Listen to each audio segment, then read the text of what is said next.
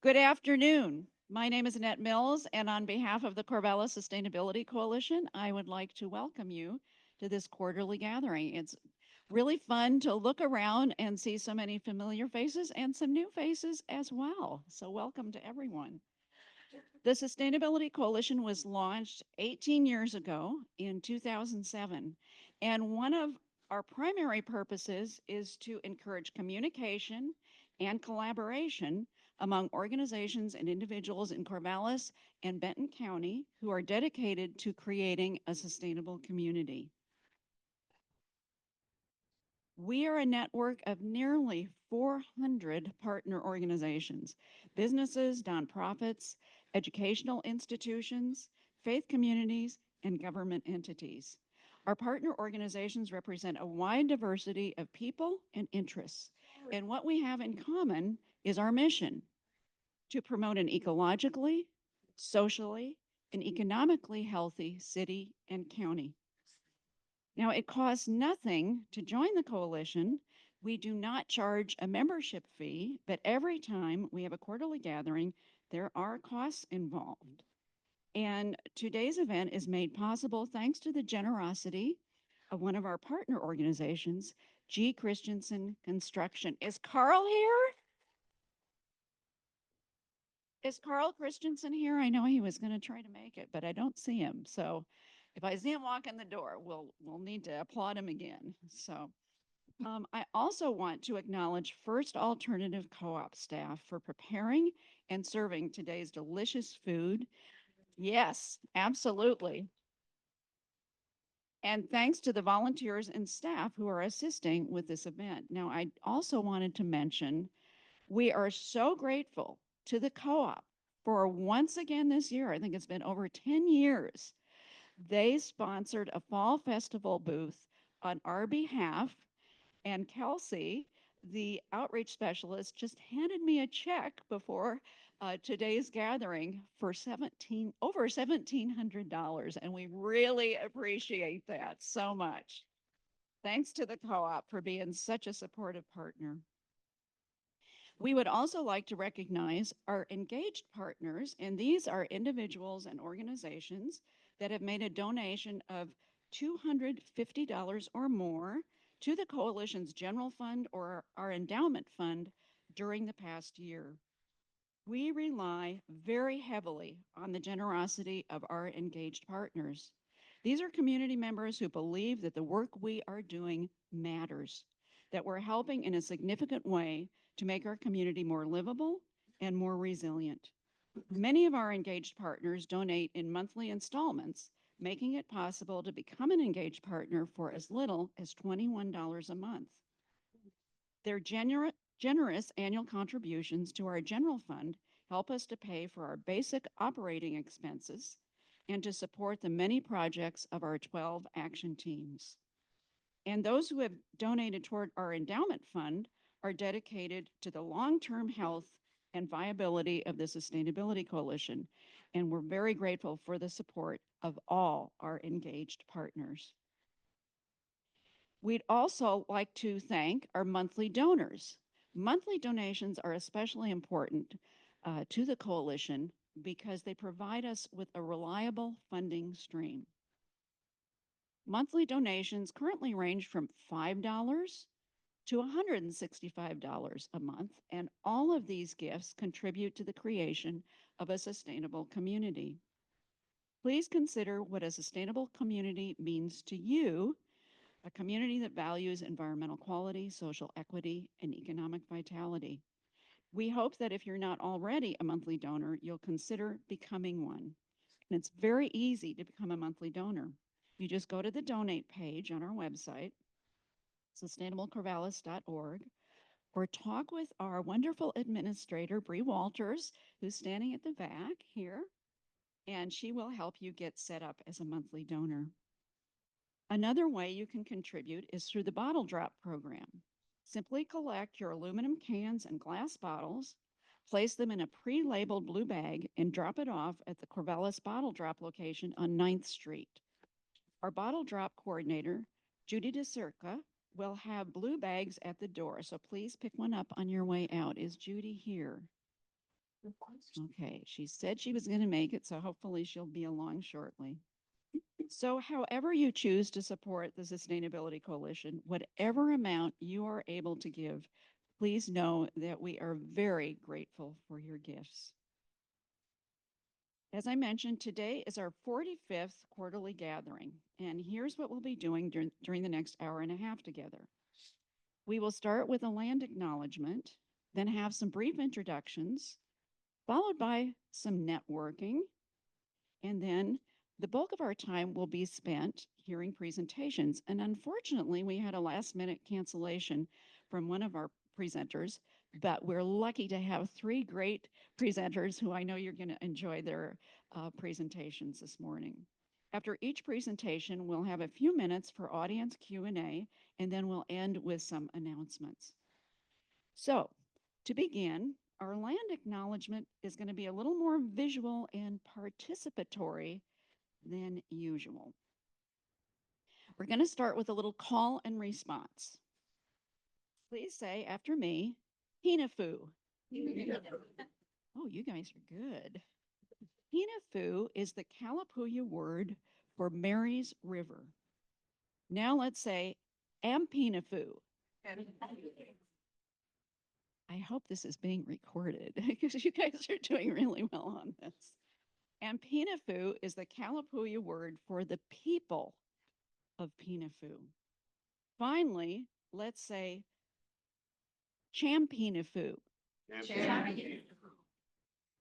Any guesses? That's the place. That's right. Champinafu is the Kalapuya word for the land of the people of Pinafu. In 1856, indigenous people from throughout Western Oregon were rounded up by federal troops and marched north from the Medford area in the dead of winter. On March 20th, 1856, they camped on the banks of Pinafu. The people were forced to be concentrated in a camp near downtown Corvallis, and there was a downtown Corvallis by then. On March 20th, 2026, it will have been 170 years since the Ampinafu, the people of the Marys River, were removed and silenced. Now, being a good neighbor to the Kalapuya means honoring our ancestors of the past and developing neighborly relations with their current descendants. In addition to co-sponsoring the 9th year of the Champinafu series, the Sustainability Coalition is fundraising to purchase a handcrafted Indigenous canoe. Our partner in this project is the OSU Indigenous Studies Program. The long-term goal is for something like this to happen at the confluence of Pinafu and the Willamette River, and won't that be amazing? Our fundraising goal is to raise $60,000, and so far we've raised $43,000 from generous local organizations and community members. And some of the individuals and representatives of community organizations that have donated are here with us today. If you would like to contribute to this fund, please talk to Dave Eckert. David is in the back, and he's got some displays back there, as well as flyers that tell you about the Champinafu series that we've done the first of the series for this fall, and there will be webinars in both November and December. So don't miss those. So we'd like to begin the networking part of our program with some introductions. First, I would like to recognize our elected officials who are here today. And we have our mayor, Charles Maughan, visiting with us today. Thank you so much, Charles. Are there any other elected officials who I may have missed? Okay, I guess not. So we're honored you're here today. So let's see who else is here. How many of you are attending a quarterly gathering for the first time? Raise your hand. All right, we've got some newcomers. Good. Glad you're here. How many of you serve on a coalition action team or committee? All right. Thank you. And how many of you represent one of the coalition's partner organizations? All right, it's great to have so many representatives here today. So let's take a moment to find out which organizations are represented here today. So if you are the official representative to the coalition for your organization, please stand and remain standing. And please tell us the name of the organization you represent. And please speak up so that everyone can hear you. And I will start and model speaking up. I represent the League of Women Voters of Corvallis. I'm Eileen McClellan and I represent Vina Moses Center. Gretchen and Brian Houchin with Peak Heat Pumps and Electric. Nick Houtman with the Da Vinci Days. Hi, Svetlana Deskaluk, Corvallis Multicultural Literacy Centers. Patricia Parcells, Sunrise Corner Community Garden. I'm Jay Sean Talbert, and I'm representing the Mid-Willamette Bird Alliance on behalf of the original person that's supposed to represent us, but she couldn't make it today. Okay. Anna Castley with Growing Peace. Sally Shaw with Corvallis Benton County Library. April Hall Cutting with Wild East Bakery. Alita Hassholton with the Corvallis Daytime Drop-In Center. I'm Chrissy Dashiell, and I'm here with the First Presbyterian Church. George Beekman, Dance Planet. Larry Weymouth, 350 Corvallis. Dan Kroll, KORC 105.9 FM. Dave Eckert, a Mary's Peak Group Sierra Club and Mary's Peak Alliance of the Front. Sharon Stevenson, Indivisible, Benton County. Great. Yeah. Have we missed anybody? Steve, in the back, are you representing anyone? Transportation Action Team. Oh, okay. I thought maybe you were representing SAFE. Oh. Okay. Did we miss anyone? All right. Well, thank you all. We really appreciate your being in the role of representing your partner organization. So, since one of the coalition's primary reasons for being is to foster more communication and collaboration, we want to encourage more communication right here as part of this gathering. So, we're going to take a few minutes right now to talk with each other. So, feel free to get up and move around, excuse me, or stay right where you are. Turn to those next to you, in front of you, in back of you. But please use this time to talk to someone you've never met before. In fact, we want to challenge you. Talk to at least one person you don't know. I have a question to ask you. How many of you met the challenge and spoke to at least one person you had never met before? Whoa, that's great. All right. And Christy, if you still want seats together, there are some right here. Okay. All right. So at this time, I would like to introduce Phil Harding, who has worked with the coalition for more than 10 years, first as an OSU faculty advisor for students working on water-related projects that were managed by our Water Action Team. And then for the past several years, Phil has also been an energetic working volunteer with that team. And he's going to speak briefly about what it has meant to him to be a volunteer. Phil, please give him a warm welcome. Thank you, everybody. It's be very brief. Well, we're going to talk about Dave Eckert for a moment, right? If you know Dave, you love him, right? But what's the problem with Dave? Only one of them. Only one of There's only them. one of them. That's a good answer. All right, I'm glass half empty. He's way too positive. Dave, look at this picture.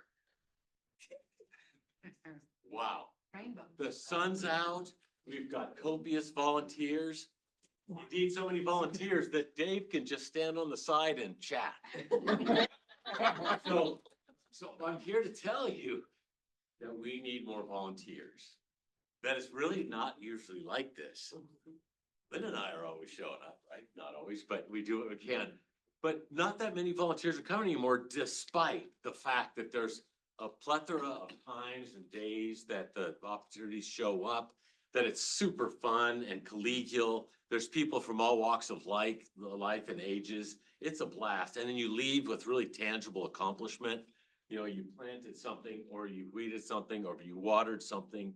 You've protected the ecosystem or helped build a new one. And so it's just great work. And Dave's done a magnificent job of building this. But I'm here just to say, please consider joining us, even if you come like once a month. So you get on the email list, there's a multitude of times available, you get to choose. And that's really all I wanted to say today. Is I'm looking forward to seeing each and every one of you over the course of the next year, maybe. So, but in all seriousness, thank you. Thank you then to Dave for all his work. And this was intended to be a succinct presentation. Boom, you got That was succinct and hopefully very effective. Yes. I do have to say, we have a lot of OSU students who come out to work with the Water Action Team. And I think to a person, they all go, oh man, that was fun. You can see the results of your work when you go out and work with that team. It's very apparent. So now we're going to move into the presentation part of our program. And our first presenter is Gretchen Houchin, who owns Peak Heat Pumps and Electric. And Gretchen is going to tell us about her business and what she and her employees are doing to help create a sustainable community, environmentally, socially, and economically. Please give Gretchen a warm welcome. Thank you for that nice welcome. And I have here my husband, business partner, sidekick, partner in crime, Brian Houchin. So we're gonna. Do I need to do something different? Both present to you. To be pointed to the mouth. How's that? Is that better? No, that is not better. What if I held it? Yeah, you can hold it. Can I hold it? Okay. Is that better? Okay, I heard eat the microphone. I've heard that before. Okay, so we're going to talk about sustainability in action, how Peak Heat Pumps and Electric powers a greener future. Who are we? Actually, wait, let me back up. Whoop. So we are a locally owned HVAC and electrical business based here in South Corvallis. And well, now I'll move on to the who are we. We specialize in ductless and cold climate heat pumps, EV chargers, heat pump water heater installs. And our mission is to help homeowners save energy, money, and stay comfortable. You have here a picture of us at lunchtime. We are small but mighty. So Brian is in the corner. We have our 3 children who are our installers in the summertime, our 2 daughters and our son. We are all beavers also. I'm a 3rd generation beaver and our children are 4th generation beavers.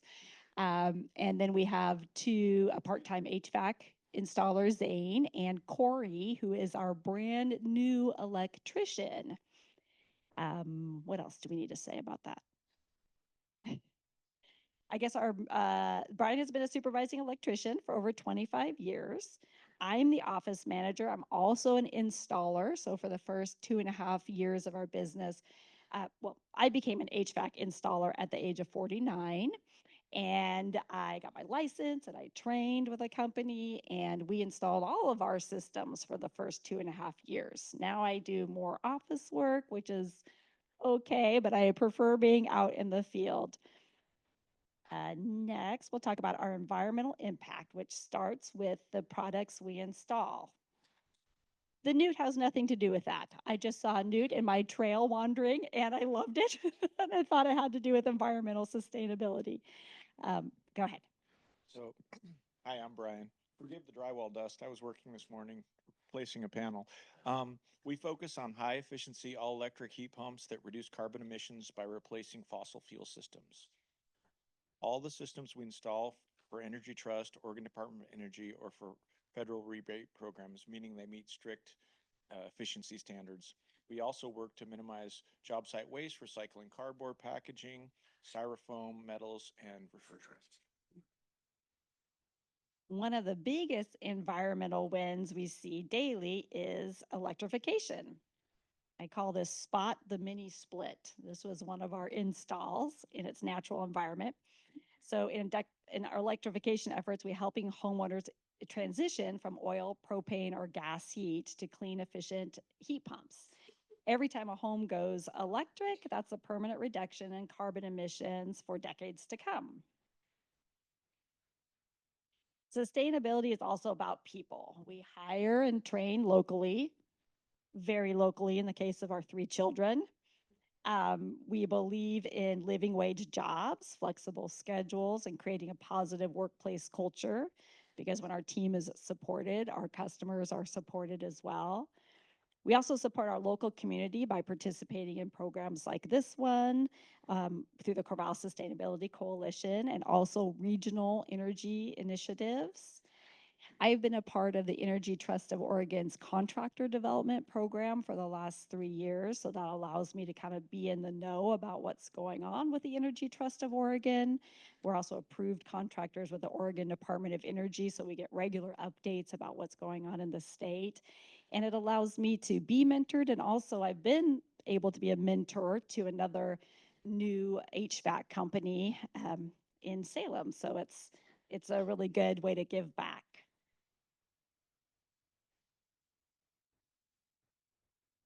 So this slide is the sustainability fair. So education and awareness. Education is a big part of our sustainability effort. We take time to help customers understand their energy usage, available rebates, and the long-term savings of efficient equipment. We've also presented at local events like this one, and we share resources on our website and emails to encourage smart energy decisions. So economic sustainability means long-term stability for our customers and for our business. We help customers reduce their monthly utility costs. So for example, between your heating and cooling system and your water heater, that represents about 70% of a home's or resident's energy use. So if you can reduce that by 30 to 40%, sometimes more, that makes a big impact on a resident's energy usage and on their monthly bills.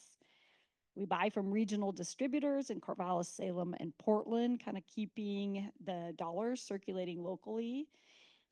We've accessed and processed incentives for customers ranging from $500 to oftentimes no-cost systems. In fact, I just crunched some numbers before I came here, and I found 48% of the 458 heat pump projects we've done so far involved incentives through the Energy Trust of Oregon, the Oregon Department of Energy, oftentimes in tandem with Seeds for the Soul, our favorite local nonprofit. They do wonderful work. And to toot our own horn, we're being recognized in less than 2 weeks at the Energy Trust of Oregon's Trade Ally Forum for being an exemplary new trade ally. And I told them, thank you. I told them we're not that new, but I guess we're new enough that we're getting recognized, so I'll take it. Some of the wins in the economic sustainability category were, and I mentioned our work with Seeds for the Soul. We were able to braid together funding from the Energy Trust, Department of Energy, and sometimes grants from Seed to the Soul to provide 32 no-cost heat pump systems for low to moderate income families in the community. For example, the Twin Oaks Mobile Home Park, which is in South Corvallis, and it's a affordable housing park. We installed 8 new no-cost heat pump systems, and that really helps those community members in that neighborhood. And so far this year, since July, we participated in the Oregon Department of Energy HP3 program and helped 38 customers save $76,000 on heat pump installations. So we're proof that a small local business can be both profitable and planet friendly. So I like to use this as an example. So a manufactured home that has an electric furnace is going to draw about 40 amps, maybe more, 50. And a, excuse me, an air handler heat pump will draw, or a mini split is going to draw less than 9 amps typically during average use. So it's going to save, it'll be a quarter of what their power usage, and the money they're spending as well. So the next slide is future goals. Looking ahead, our sustainability goals include expand our network of funding agencies to connect incentives to our customers, grow EV charger, heat pump, water heater installations for homes and businesses, and then transition fleet vehicles to electric. And then the other thing is like, we'd like to strengthen apprenticeships and workforce development with local schools. You may have heard the term silver tsunami is something I heard recently, and refers to the retirement of people in the trades, which is far outmatching the people coming into the trades. So we'd like to kind of help get the word out and train up new people. Why does this matter? Sustainability to us is about stewardship of energy, community, opportunities. Each efficient home contributes to a low carbon future for Oregon. Here is another case study that we have on our website. This is the Hahn family in North Corvallis. And one of the neighbors in that street heard about us and about incentives. And we were able to do a no-cost system for them. They told us a neighbor, we helped them. They told a neighbor, we helped them. We ended up doing 4 neighbors along this street. And there was another example of how communities can really help support each other. Seeds for the Soul was also integrally involved in those installations. And it really helps with neighborhoods and cohesiveness. So when we help one homeowner cut their energy use, that's a small but meaningful contribution to a much bigger goal, a resilient, low carbon future for Oregon. Back to the Newt. Thank you for supporting, thank you for your time and for supporting local businesses that care about sustainability. And now we'd love to take any questions you might have.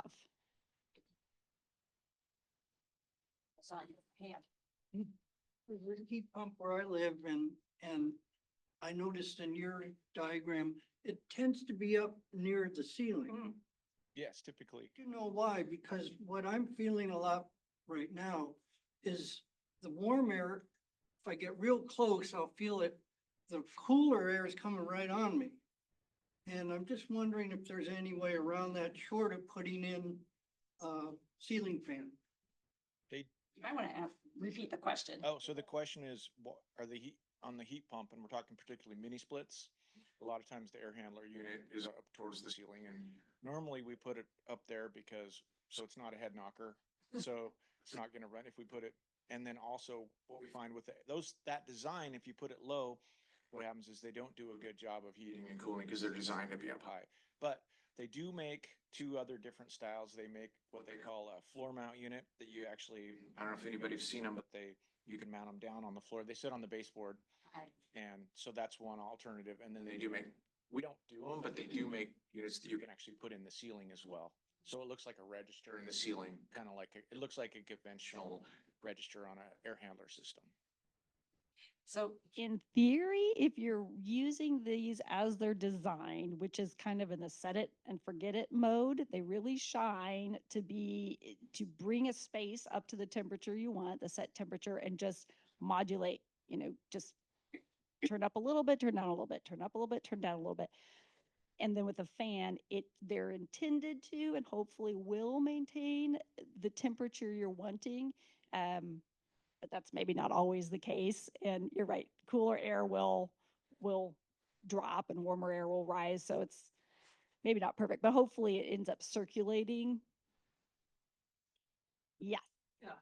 How low a temperature do your systems, your heating capacity go down to? In other words, if it gets down, we have a heat pump and when it's 40 degrees, our furnace comes on. And I was disappointed to learn that. Do you have it set that way? Do you have like a lockout? Yes, and the installer said it's got to be done that way because it'll ice up if you get temperatures below that and you get conditions that cause the fan to get ice on it and that can harm the heat exchanger. And that is a great question. How low will heat pumps work? What temperatures do they still effective at? Now, the older heat pumps that people are typically used to that conventional contractors have been putting in, they typically convert from the heat pump to the electric resistance coils or the gas furnace at about 40 degrees. But the mini splits we put in, they're 80% efficient down to -15, some of them. And then in the air handler systems, you can put like an electric resistance coil. A lot of people decide not to because once they see the specs, I believe they're 80% efficient down to like -5, -7. And even during the ice storm, the folks that didn't choose to have electric resistance as a backup, they didn't have any problems. We didn't get any calls. So heat pumps have come a long ways. They've really, like with the unitary systems, when I say unitary, I'm referring to like the system that you see conventionally in people's houses as a air handler with a furnace, air handler, and then ducting. Those conventionally have been, yeah, like at 40 degrees, 50 degrees, you switch over to your other heating system. But with mini splits, they've always been very efficient because I've been working with them about 20 years. You know, they've been good down to -5, and then sometimes a lot better than that. And that's -5, they're 80% efficiency. So they will go a lot lower than that. You just start to lose. It's not as efficient after -5, right? The curve changes. So what's happening is the unitary dealers have now started to integrate these mini split technology into unitary equipment. And so we're going to see a change. I think all of it's going to be really good at low temperatures in the future, but we're not quite there yet with all of it. If that makes sense. Thank you. Are you seeing a higher level of interest in the profession and in the trades in general? I don't know if you have enough time in the business to know that or not. Well, yeah, that's a good question. I feel like there's always been a lot of young folks I was one of them. I wanted to become an electrician. So it feels like there's always people that are asking me, how do I get into the trades? How to become an apprentice? I feel like electricians, I feel like that's not as much of an issue as maybe finding HVAC installers and some of the other trades like drywallers. I don't know about plumbers, builders. I feel like with electricians, it's not a problem, but with some of the other trades, I think we're noticing.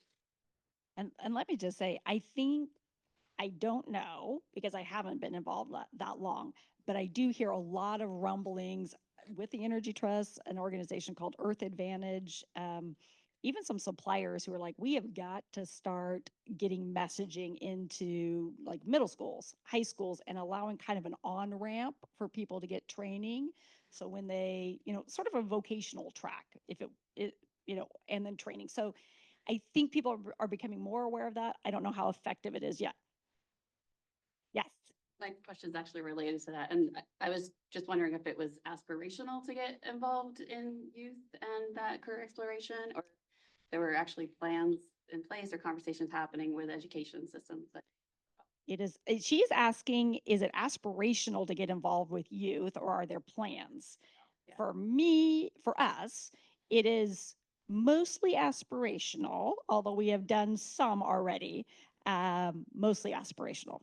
Yeah, if you have thoughts on that, please let us know. Okay. Yes, I saw your hand. Question. Oh, sorry. Last question.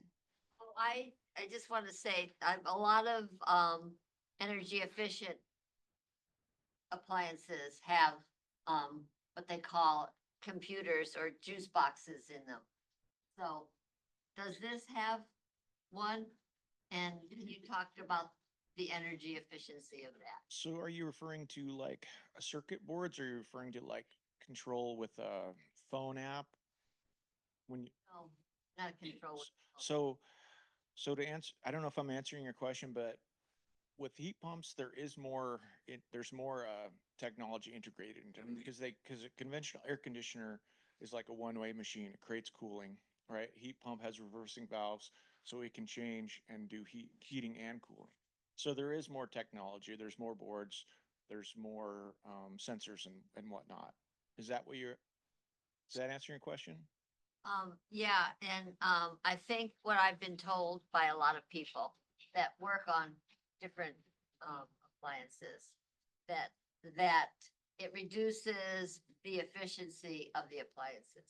If Well, you have to call people in to fix them every so often. if they do fail, what I found with the reputable brands, the heat pumps are very reliable. But you are right, it does require more technical knowledge in order to work on, because like with the conventional AC, you have a capacitor and a contactor, and there's less parts. With the heat pump, you're always going to have circuit boards, you're gonna have a lot of sensors and whatnot. So there is a lot more technology. But what I have found that says we've installed 458 machines, I think is what Gretchen says, and I think on all the machines that we've installed, I've replaced one fan motor, couple boards, and I'm trying to think, Couple sensors, not very much. Surprisingly, not very much stuff that tends to go wrong. But if you're getting at, like, could a homeowner get in there and fix circuitry? Probably not. No, you'd be replacing a circuit board, which is thankfully available, but you're probably not going to be fixing it yourself. Thank you both so much. And Brian, I did not realize you were going to be also presenting. So, yeah, otherwise I would have given you an introduction as well. So people often mistakenly think about sustainability only in environmental terms. And although protecting and restoring our life support system, our water, soil, and air is absolutely critical to sustainability, the social and economic aspects are also essential. Our next presenter is Eileen McClelland, who is the Executive Director of Vinamosa Center. The social aspect of sustainability is about meeting people's basic needs. And as you'll hear, Eileen and her staff are especially focused on this part of creating a sustainable community. So please welcome Eileen to the podium.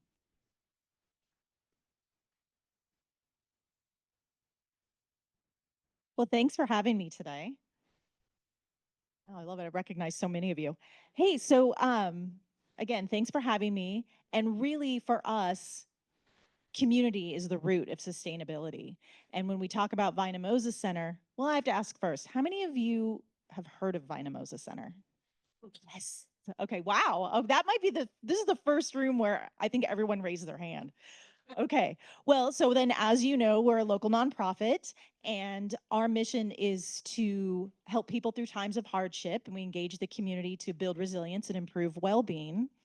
And that means that we're helping about a little more than 8,400 people a year anywhere. It's free low barrier aid, anywhere from people who are unhoused to families barely making ends meet. And I will also invite you all for the Dime Tour at any point if you want to come check out Vinamosa Center. I'm happy to show you around. So like I said, for us, sustainability really is rooted in community. And what I'm going to do is I'm going to show you some numbers, but what I really want to do is read you some quotes from people who have either been to our center or who are our agency partners. Because part of what we do is there's a community of people, and that's not just all of the volunteers and all of the people who come into the center to get what they need, but that also means other agencies like us, or maybe not like us, who are all like-minded, who work together to do everything that we do. We can't possibly do it by ourselves. So people, we have about 50 key day-to-day operational volunteers that we would never be able to do what we do without them. We have 6 FTE paid staff, about 7 of us, not everybody's full-time. We also have interns every term. And over the course of a year, I think last year we had 399 volunteers throughout all of our programs. There we go.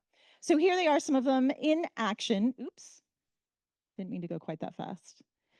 That's our staff down there hanging out in the bathroom kitchen. And if you don't know what I'm talking about, I'm happy to show you around. And so a lot of what we do is really dependent on our relationships. And I want to just give you a quick quote from one of our community partners. What they said was that Vinamosa Center cares about people in a way that makes them feel like they are truly seen, truly heard, and truly valued. And for people who are trying to change their trajectory in life, these 3 things are more important than the material goods that they receive. And what I will say is that you probably know about our free thrift store. Everything that we give away for free. And some of our other programs include a financial assistance program.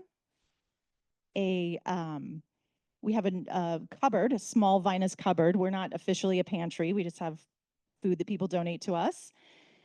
And then we also have a nursery where we give baby kits for people who are expecting a baby at any point or have a newborn. We also have a workforce closet where people can come and get what they need to start a job. We also have our volunteer program, obviously. And then we have our New Leaf program, which is where people who are transitioning from being unhoused into being housed. And maybe, you know how it is, you move into a new place and you don't know what you need or you forget what you need. And so you can come a little more frequently to pick up those things that you need to start your home. and I'm going to remember things as I go on here. So you can see this is our back to school program. We have a couple of seasonal programs. We just wrapped up back to school. That was 873 kids that went through. And then we have our Giving Tree program, which is huge. And we almost 1,900 kids got gifts last year. We also have some closets that are in rural Benton County. We have a small Vinus closet inside the South Benton Food Pantry in Monroe. And then we have a little tiny space at Alsea School District. We have a little shed that we share with them. And then this is last year's Giving Tree being populated with fun gifts from kids. And when we talk about spaces too, we talk about people, right? That are really this community of people that's making things happen. We really need those kind and caring spaces too. And those things don't happen in a vacuum, right? Like that's everybody coming together to do some things. Right here you'll see it's also like investing in kids to learn more about our mission and helping kids or helping other kids, like kids helping other kids now, and then when they grow up they have that memory of what they did. It's just really important. We have anywhere from OSU groups to student groups at Ashbrook to people who honestly just wander in the front door and they're like, hey, I heard you guys do some cool stuff, how can I help? And here we are. I feel like you all probably know Jay right there. He's Santa every year at our store. And we do have to move things around. There's a lot of moving things. Actually, one of the jokes that we have at Vina is that you have to do 10 things to do one thing. So here it is in action. This is a little bit of a lag here on our photos. So this is the shed that we have out at Alsea School District. And those other photos you see are from our closet in Monroe. And we do pop up other programs there. Okay, so here's the fun joke. If you know me, I used to do bicycle work before I came here. The fun part about Vina Moses Center is that we have really fun finds. This year, or every year, we've started doing a museum of curiosities. This is a donation room find that some of you may or may not be able to relate to. I don't know whose it was, but we get a lot of this kind of stuff, so. Okay, things. Right. So Vina Moses Center. Oh, actually, you know what? I do want to say this since we do have one elected official in here. I want to give a quote from another one of our elected officials, who also is a teacher at Corvallis High School. You may know her. But one of the things she told us, this was last year, she said, I don't know what all of you did, but Vina Moses, mispronounced regularly, was the star of 9th grade manifestos this year. You are all saving the homeless, ending poverty, and shifting climate change every day. Which that was pretty impressive. I know, right? Go 9th grade. So this here is that we do take in a lot of things. And in anticipation of the question I know I'm going to get at the end, we have limited donation hours. They are Mondays and Thursdays from 10 to 12, and Mondays and Thursdays 10 to 12, Tuesdays 2 to 4, first Saturday of the month from 12 to 3, and you can always call us and see if you can bring it in anyway. This is what we did last year. And you can see we get a lot of people coming in to help us out with this stuff. We are part of a local, like a social recycling economy as well. We take donations from, see who's a good example, Second Glance, Restyle. And then there's some more corporate donors. You know, you've heard of Bombas. They say that you buy a sock, they donate a sock. Well, that's true. I have 30 boxes of socks right now sitting in a container on our property. We work with Zoomies, which is another place that does corporate donations. And then there's this really cool thing called Good 360, which we're also a member of, which is where it's kind of a clearinghouse for corporate donors to give excess product. And we can all get it for an admin fee, a small admin fee. And when we take in things, we obviously give it away at our free thrift store, but we also work with our community partners to give them things when they need them. Like we save mugs for the drop-in center. That's just one example. And plus we have these 2 closets. This right here is, that's just any old day at Vina. I will say, so one of the things that we changed this year, just because we don't have a whole lot of space, as you might imagine. We used to close down Vina Moses Center to do our back to school program. We'd close it down for a few weeks every year in August, but now we've changed it where we stay open for 2 programs. Actually, I'll say 3 because we're always doing our financial assistance program. But that's, you can see here, I'm going to go back up. You can see that when go back to the 10 things to do one thing, we have to reorganize our spaces all the time. And Daisy, who's our volunteer manager, and that's just a massive understatement of what she does, she creates space in ways I had no idea was possible. So, and we do, like I said, we get a lot of youth groups that come in and help us out. In fact, OSU Credit Union this morning was at Vina when I left. And actually, so we do a little thing called Spring Fling, which is when we open up for donations all week long. And that's what's going on there. But I also wanted to give you one more quote about things. And I want to let you know that your donations are really given with love. So this summer, a little girl came with her mom to donate a bunch of her stuff. And when she handed over a couple of her stuffed animals, she leaned over and gave them a kiss. And she said, "Wait a minute, I've got to kiss them goodbye." I know, right? And then another one, I have to say this too, because we have some really incredible donors. I don't know what I just did here, but we're going to back it up. Oh, wow, we got all the way back here. So we have someone that he recycles wood at his home, and he makes cutting boards. And he sent me a little email. And he said, "For reasons I can't explain very well, it made me feel good inside when Daisy and crew in the back told me that my cutting boards were going to people establishing new homes. It feels cool that a new household has on its kitchen counter one of my cutting boards." Anyway, and then the other thing I want to do real quick is to kind of let you know what we're hearing more than anything right now at Vina Moses Center. What we're hearing the most is, are you still going to be here? I mean, as you can imagine, and I will say the answer is yes. We are still going to be here, but it really comes back to community. All of the people and all of the places and all of the things that we're able to come together. And I'm ready here for the question and answer part because I know what it's going to be. So let's go. I love it. Thank you. Are you going to be Annette, are you my first question? Okay, go. Who was Vina Moses? Oh, yes, Vina Moses. She was a real person. Did anybody know she was a real person? Okay, yeah. She started this work in 1918, and she would collect community donations to help people who were displaced by house fires. And her friends and family just kept the work going in her name. And the space we're in right now, we've been in since 1985 or 86. And it's not going to be our forever home, even though we own it. Lynn, my neighbors are in here. Hey, neighbors. Do you have people who fix appliances if they come in broken? You just don't want broken stuff.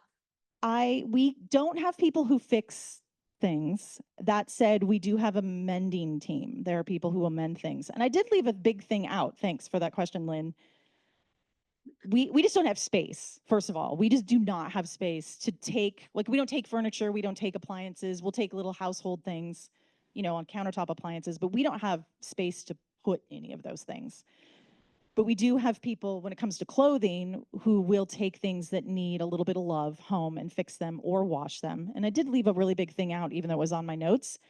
We recycle and we repurpose as much as we can. So something that's like, because it's really important that people get, that they feel cared about and they get something nice, right? So we put the nicest stuff out on the floor.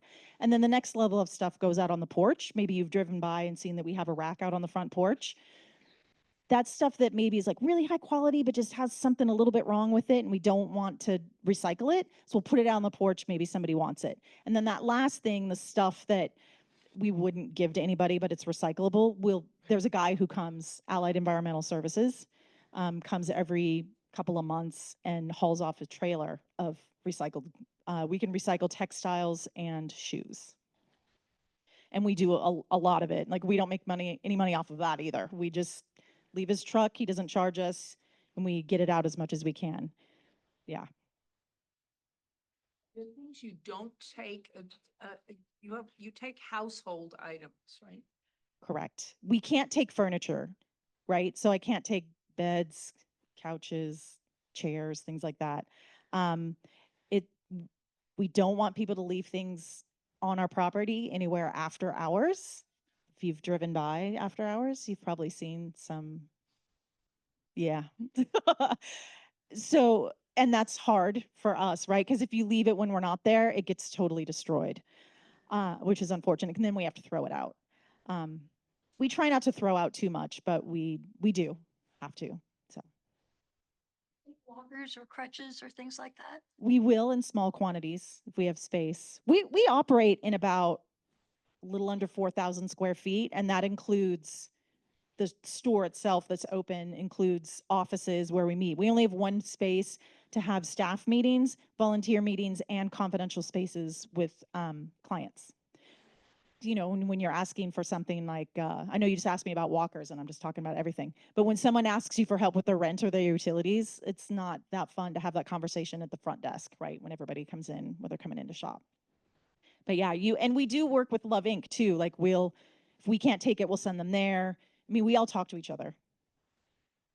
So I know you used to do a big fundraiser, in the church, Mhm. right near here. And, so tell us now how you survive. Do you take donations? We do. We are primarily individual donations. About 2/3 of our money comes from individual donations. About a third comes from grants. But yeah, when we do have little fundraisers here and there, we do a little something called Viva Vina, where we usually go to a local winery and hang out. But we have an incredibly generous community, which I'm very grateful for. And if I really wish I had all the time in the world to tell you what an impact it is for people who come in, especially people who can't get services elsewhere for various reasons, that they can come into a space that they trust and continue to come back and feel welcome. Do you still accept partially used toiletries, say Yes, shampoo, lotion? we do. We prefer that it's at least halfway full, because yes, we do. And if it's not all gummed up and gross, like, ugh, don't give me that. Okay. Ooh. Yeah. So you've mentioned a few times the limited space. Are you guys looking to upgrade ever, or you kind of like it having it, Yes, we are. That's all I'm going to say about that. I like, thank you so much. Yeah.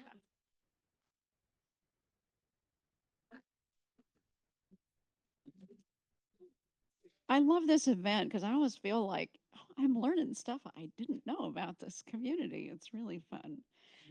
So, our final presenter today is Patty Day, who is co-leader of the Coalition's Food Action Team. And Patty's going to tell us about that team's many projects. Please give Patty and Henry a warm welcome. I roped Henry into this.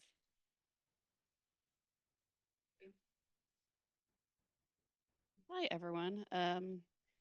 Really happy to be here along with Henry to represent the food action teams. As you can see, we are fed primarily by food that is locally produced using practices that renew and enrich the land and community. That is the vision of this team. But I want to introduce us. So meet Henry, meet Patty. We are the co-facilitators for the food action team. We are both relatively new to the Corvallis community. Henry moved here two years ago, and I am coming up on my 1-year anniversary. And we both joined the food action team in 2025. For myself, I really have an interest in food policy and health, and for Henry. I'm a passionate gardener and I care a lot about minimizing food waste. So I got involved in the food action team and waste prevention action teams earlier this year. And in addition to ourselves, I wanted to say we have about 200 individuals who are on our listserv. We received 9 new food action team members this year. And we have about 8 or 9 different project leads or individuals who are just really passionate about this work who come together and meet on a regular basis. So we try not to bombard the rest of the listserv as often as we can. Kind of everybody gets lots of emails. But this is a really core group of people, and I know a handful of them are here today, that we really appreciate for their support and help in moving these projects forward. So we have quite a few projects that Patty alluded to. We have Cooks and Books, which we'll talk a little bit more about later. We'll talk about all of these. Edible garden tours, garden resource guide, neighborhood planner kiosks, the public seed library, and more. So we're going to talk about all of these in detail here.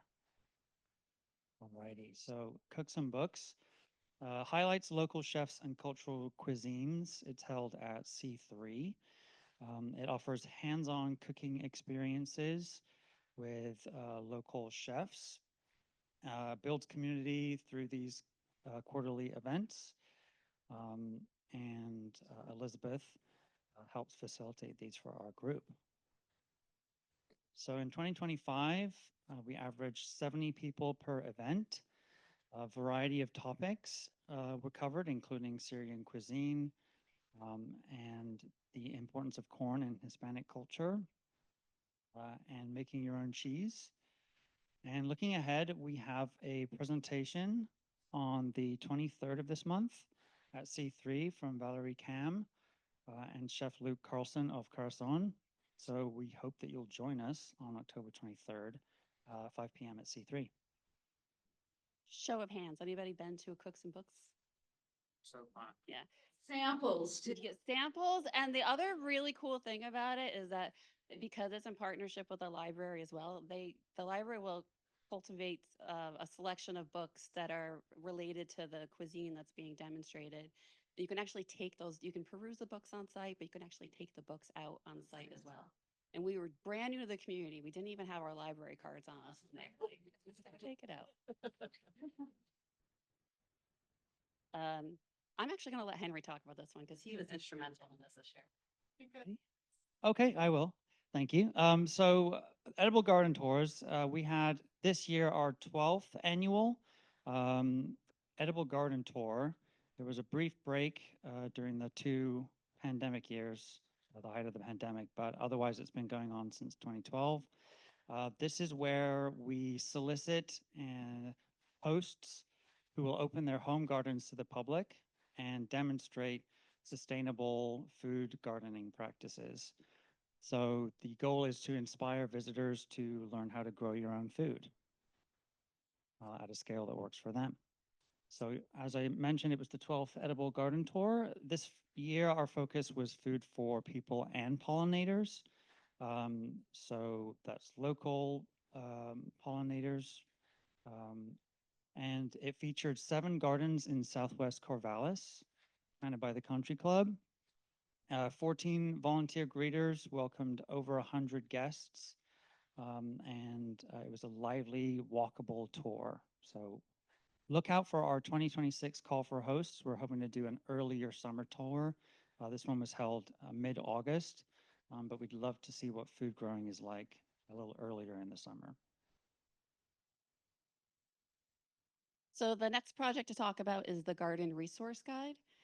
This is as it says, a compendium of goods and services for learning to grow food. This is one of the very first things I picked up when I moved to town. It's filled with lots of garden knowledge, where to get resources, different kinds of equipment, information, where you can garden together with community. And it's updated annually by the Food Action Team volunteers. So this is one of those instances that we'll put a call out and say, can you help us proofread the guide? Can you help us call to make sure that the listings are still correct? And so it's really helpful to get folks to help us do this, and really a fun way to kind of contribute. As I said, there's 24 pages of fabulous resources within this book. It's sponsored by the Benton County Master Gardener Association and the nurseries of Garland, Homegrown, and Chenard's. We've distributed over about 1,000 copies this year, and if you've not yet had a chance to pick yours up, there are some in the back, and I believe on the side table as well. So it's just a really, really great way to kind of see where you can, these resources. Also, a topic of conversation recently is where you can donate surplus food is one of the areas within the resource guide too. I think it might be on page 17. And so our action is to volunteer to help with the 2026 guide, and we'll be doing that in this quarter of this year so that we can get it ready for printing for 2026. The next program is our neighborhood planter kiosks. Has anyone seen these little kiosks in your neighborhoods? Great. Does anyone read the kiosks in your neighborhood? Great. So this is a partnership with, again, the Food Action Team and the Master Gardeners. There's been other organizations that have been involved in the past, but that's who participates right now. The posts are all related to gardening, and they're either posts about upcoming food-related events, or that's usually from the Master Gardener side.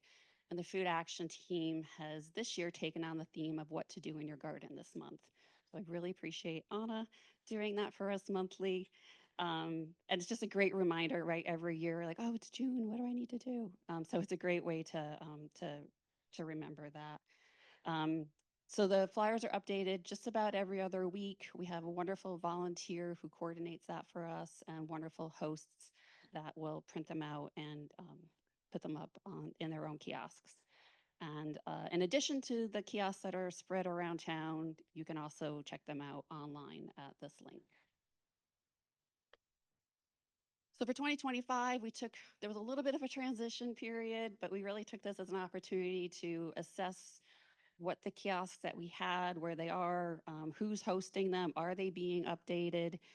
So this is a little snapshot of where they are located across Corvallis.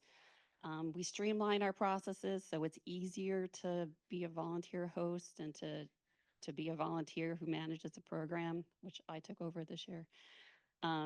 We have 26 current locations. We have 2 kiosks that are ready for new homes if anybody's interested in learning more. So that's an action for 2026, host a kiosk. And then we'll probably be spending some time also just kind of assessing the ones that are currently up there, see which ones might need a little rehab. And that'd be another great opportunity to volunteer with us as well, to kind of take a stroll around town and see what needs a repaint. All righty, another project that we volunteer with is the Public Seed Library. How many of you have looked at or taken seeds from the Seed Library? Lovely. So as many of you know, the Seed Library is here in the Belushi wing. It is a partnership of the Sustainability Coalition, the library, and the OSU Extension Master Gardeners. The purpose of it is free seed sharing. It offers donated commercial seed packets to be shared with home gardeners for non-commercial use. Along with workshops and plant clinics led by local experts and master gardeners, the seeds are restocked monthly, and you can look out for clinics that pair well with the seeds that are available. Purpose of the seed library as well is growing local resilience to support food security, pollinators, and healthy garden ecosystems. So in 2025, the Master Gardeners and Jill from our team partnered with 7 local companies. Organizations donated over 1,000 seed packets. That's innumerable seeds. There are 15 different volunteers who sorted through packets and stocked the rack through last month. 5 pop-up plant clinics and 3 public seed lectures. So for 2026, we're working on the schedule. So look out for clinics and restocking events. So just a couple of other places where we showed up in 2025. We also attended the Coalition Sustainability Fair. We had a table at the Time Garden Earth Day Festival, and we were also at the Spring Garden Festival. We did not take pictures at any of those, so I had to do that. So we will do a better job at that next year, and I know you love pictures. Upcoming, the Food Action Team is a sponsor of the 2025 Winter Vegetable Sagra, and this is a one-day farmers market and festival food festival held every November. You can get storage crops, grains, beans, meat, honey. You can also pre-order in bulk quantities for savings. And you can also enjoy some delicious samples from local chefs. And it's an extra bonus day to shop at the market. So attend and explore food. And so those are just some of the projects that we have going on right now. There have been projects that we've been involved with in the past. We always are welcome and open to new ideas and are talking about a few right now that we're not quite ready to share. But if you would like to learn any more about these projects, if you're interested in getting involved, we shared a lot of actions through this. You can scan the QR code. You can join our Google group. As I said, we promise not to spam you as much as possible.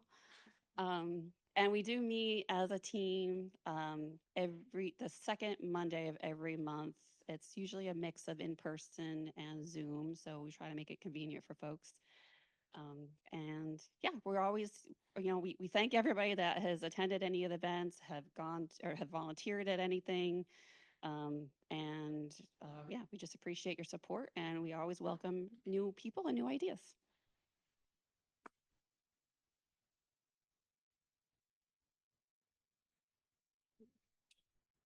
Any questions? Yes. Who makes the neighborhood planter kiosks? Makes those? So there's not been any made since I've been here, but there is a how to make it list. And the two that we have are, so they were constructed by Food Action Team volunteers. So we have the two that we have they are ready and made and ready to go. But in the past, it has been a Food Action Team volunteers who put together. I'll ask you this. Yes. What does Sagra mean? I don't know. It's an Italian word. Does anyone know what Sagra means? Just looked it up. Yeah. Local festival or a feast celebrating an annual event. Oh, wonderful. Yes. I don't have a question, but I'd like to follow up on the Fill Your Pantry event on the 16th of November. It's in person at the fairgrounds from 12 to 3, but the online order system is live now, and you can pre-order one cardamom bun from the bakery or, 25 pounds of potatoes from your local farmer. So it's really meant as a pantry filler, and there's lots of bulk goods there. So just look up Fill Your Pantry and it'll come up on your computer somewhere. Corvallis. Yeah.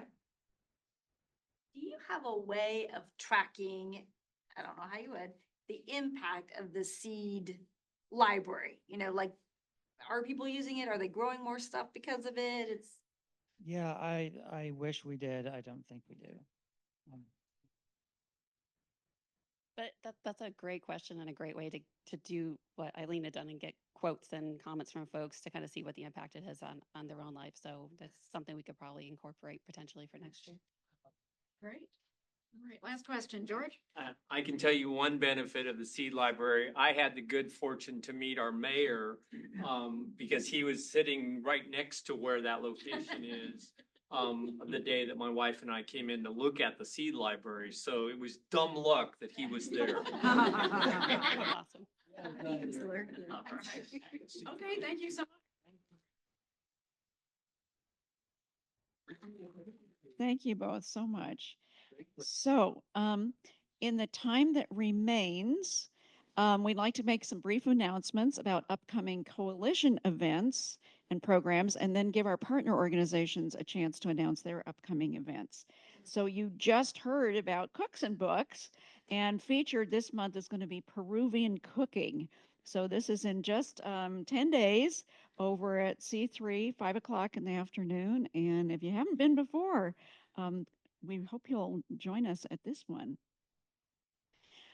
We have two webinars coming up as part of our Champinafu series on Wednesday, November 12th, 7 o'clock, Indigenous Placekeeping Through Teas. And the speaker will be David Harrelson, who was our keynote speaker at our town hall last year. And David Eckert has flyers in the back about the webinar series. In December, the focus will be on Indigenous placekeeping through tarweed. And you might be interested in looking at the display that David has back there about tarweed, and the speaker will be Molly Carney for that one. Our land use action team is going to be co-sponsoring a program organized by the League of Women Voters of Corvallis, coming near you, duplexes, triplexes, and more. There have been some changes at the state level and requiring certain things to happen at the local level. So this is a good time to come and find out about increasing the city of Corvallis's capacity to accommodate expected growth. It'll be here in this room a month from now. And then I wanted to mention that those of you who may not be familiar with Solarize Corvallis, this is a partnership between the Sustainability Coalition and the Oregon Clean Power Cooperative. And since 2020, we have done quite a few large-scale solar projects around the community at schools, at a faith community, at several businesses, at nonprofits, and these are funded primarily through community investments. And I know we've got some of our community investors in the room here. This is not a type of investment where you have to have loads of money. If you have $1,000, that's how much it is for one share. And our newest project is we're trying to help the Lumos Wine Company. The couple that owns this company is very dedicated to sustainability, and they've really been wanting to make the transition from fossil fuels to renewables. And so a 32 kW system that is planned will help, I think, take care of 90% of their electrical needs. But we're looking for $56,000 in community investments, and it is an investment, so there is a possibility you're going to be getting a return on your investment. And as an early investor in the Corvallis High School project, I can tell you it's kind of nice to get a check every year for that investment where you feel like you're doing some good for the community too. So I'm going to go back because now it's time for any of our partner organizations who have something to share to tell us about an event or whatever. April? I already mentioned that we'll be participating in the country. We also sponsor or host, teach monthly basic sourdough baking classes. And I know a lot of you know about that. It's on the second Saturday of the month. There's 2 spots left in the November class. And then we'll pick up again in January. And those, I believe, are already posted. The January and February classes, a great holiday present. The other thing, you're the first to hear it, we're going to be open Mondays starting the Monday before Thanksgiving for the holidays. So yes, we'll be open on Monday. Whoa, you guys are just busy all the time. All right. Yes, Chrissy. Just to keep you guys from having to strain your necks, I'll go here. So the First Presbyterian Church is going to be, oh, cool, thank you. Hosting a presentation by Master Recycler Betty Shelley this coming Saturday, the 18th, from 2 until 3:30. And Betty and her household, they've only produced 1 can of garbage a year since 2006. So she has tons of knowledge and tips and tricks on how you too could minimize your waste. And overall, she's a proponent of the message that less is more. And I'm just a personal fan of hers. So anyways, I know that there's a No Kings protest happening starting at noon, but please enjoy that. And then mosey on over to 9th and Monroe for this fascinating talk. You can take a picture of a flyer that's up on the community billboard right outside the door, and hope to see you there. It's totally free. Thank you. Thanks. Other partner organizations. Cheryl. Yes, this is an announcement for No Kings to March this Saturday, March and protest. If you come to the courthouse between 12 and 3, in the beginning part, 12 to 1-ish, we'll be walking through town, through the farmer's market, and then we'll be back and there'll be some speeches and songs, and we hope to make it possibly the biggest protest ever in the United States.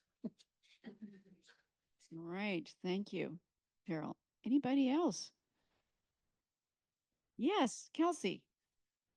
Just a reminder to folks who might not be owners with First Alternative Co-op, we are hosting our new owner drive this month in October. So if you have friends or neighbors who are interested in buying sustainable groceries, send them our way. We're also hosting a food donation program in November. Field Day products, some of our lowest price point entry-level products. We are matching the purchases of those products, and those donations are going to Philomath Gleaners. We're excited about Great. month All right. organizations. All right, thank you. Last chance. Anybody? Yes, George. So once a month at the Unitarian Fellowship on a Saturday night, I host something called Dance Planet. You can move any way you want to music from all over the world. And so if you don't like a song, you wait 5 minutes, you're on another continent. The first half hour is a local live musician. And if you want more details, or you want to get on the email, oh, and 100% of the donations, it's by donation. 100% of the donations go to local environmental causes, especially this one. Come, have a good time, and dance around the planet for the planet. Great. I have flyers back here, and I can also put you on an email list. Wonderful. Thank you. Judy. There's a little bit of food left. We'd love it if you would eat it up. Okay, we're not quite ready to disband. I have a few more things, but thank you for that reminder. Finally, we just wanted to invite you to stay connected and support our efforts, and there are several ways to do so. You can join a coalition Google group. We encourage everyone to join our Sustainable Corvallis Google group, which allows the coalition and our partners to post events. We also have an announcements group that's limited to announcements about coalition events and activities only, if you want to minimize the number of emails you're getting. We invite you to follow us on Facebook and Instagram, a great way to keep up with what's happening. Check out the website. We hope you'll join an action team or a committee if you haven't already. We also always need short-term volunteers to help with our various events. So we also, as you heard earlier, welcome donations. And don't forget to pick up a blue bag on your way out. Now, you heard from just one of our action teams today, but we have 11. Actually, you heard about two, because you heard Phil talk about the water action team, and then Patty talk about food and Henry. We have more than 40 projects, and we are so grateful to all of our action teams and committee members who give so generously of their time. In closing, I would like to thank all of you for recognizing the importance of building a sustainable community and a sustainable world. We are living at a time in the history of our nation, of our species, and our planet when we are faced with momentous challenges. So it's more important than ever for us to hold in our thoughts the vision of a sustainable community, one that values environmental quality, social equity, and economic vitality, and one that has made a commitment to the common good over private greed. What gives me hope is the knowledge is that we are stronger together and that each one of us has a role to play. So let's seize this opportunity to be part of a great transition, to participate fully in our cherished democracy, and to live as lightly as possible on the precious earth that is our home. So thank you for being part of this collective journey as we make this historic shift together. Did I see Carl Christensen come in? Carl is our sponsor of today's program. Carl, thank you so much.